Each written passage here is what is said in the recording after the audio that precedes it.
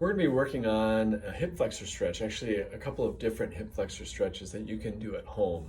The first one is lying, and you can do this on your bed or your couch or coffee table. If you have a nice sturdy coffee table, you're going to lie on your back, and you're going to lie on your back so your right cheek is kind of close to the edge, maybe hanging off even a little bit. You're going to pull both knees up to your chest, nice and snug. And then you're going to let the right leg down and just let it drop down toward the floor. If you notice, I have tight hip flexors, so you'll see my knee is a little higher than my hip, and that's a sign that your hip flexor is tight.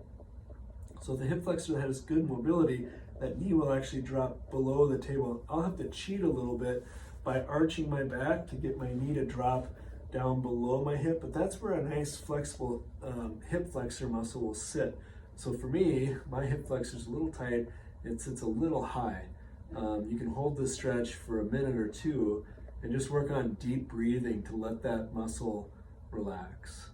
So that's the first version of the stretch. The second version of the stretch you can do is actually putting your knee on a surface and just supporting yourself and standing tall. So because I have that leg stretched out behind me, maybe this is the edge of your bed, or the couch, you're gonna just let that lower leg stay supported, really going for stretching the upper part of your hip and not necessarily as concerned about the quad, which is the lower part.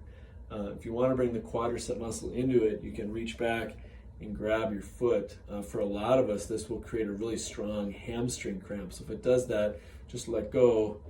You might have to walk it off or rub the hamstring a little bit to let it release. But primarily, this is probably going to be a good stretch for most of us. If you've had a hip replacement, don't do this. That is a no-no. Otherwise, it should be pretty good. It creates a little bit of a compressive feeling in your lumbar spine because it makes your back arch a little bit more. So just be aware of that. Pull your stomach in, work on some deep breathing. Try to hold this position for about a minute or two.